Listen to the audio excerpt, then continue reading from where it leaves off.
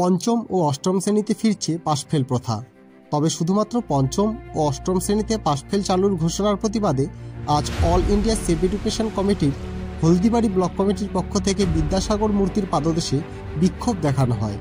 এই বিক্ষোভে হলদিবাড়ি ব্লক সম্পাদক তথা শিক্ষক আব্দুল জলিল সরকার বলেন, শুধুমাত্র পঞ্চম আর অষ্টম নয়, শিক্ষার হাল ফেরাতে হলে প্রথম শ্রেণী থেকেই পাশফেল চালু করতে হবে। এই ঘোষণা জনগণকে বিভ্রান্ত করা ছাড়া আর কিছুই নয়। আমরা আজকে এখানে বিদ্যাসাগর মূর্তির পাদদেশে উপস্থিত হয়েছি অল ইন্ডিয়া সেভ এডুকেশন কমিটির হলদিবাড়ি শাখার পক্ষ থেকে। যে আপনারা জানেন, গতকাল কেন্দ্রীয় শিক্ষা মন্ত্রক নোটিশ জারি করেছে যে পঞ্চম এবং অষ্টম শ্রেণীতে পাশফেল ফেরানো হবে।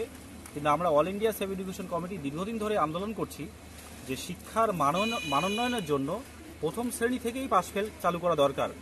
এবং গতকালকের যে কেন্দ্রীয় শিক্ষা মন্ত্রকের যে পঞ্চম এবং অষ্টমে পাশফেল ফিরবে, আমরা এর বিরোধিতা করছি। আমরা বলছি যে প্রথম শ্রেণী থেকেই পাশফেল ফেরাতে হবে, শুধু পঞ্চম এবং অষ্টমে নয়।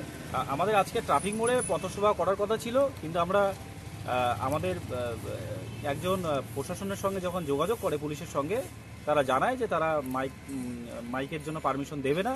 এর ফলে আমরা বাধ্য হয়েই বিদ্যাসাগর মূর্তির পাদদেশে তাৎক্ষণিক আমাদের প্রতিক্রিয়া দেওয়ার জন্য আজকে আমরা সমবেত হয়েছি। মানে পাশফেল যেহেতু ফিরছে, এটা অনেকেই এটা সাপোর্ট করছে যে পঞ্চম এবং অষ্টমে পাশফেল ফিরেছে, মানে কিছুটা তো তারা দাবিটা মানতে বাধ্য হয়েছে।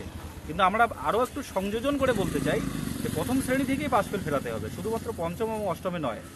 মানে পাশফেল ফিরেছে, এটা তো নিঃসন্দেহে খুব ভালো আমরা বলবো।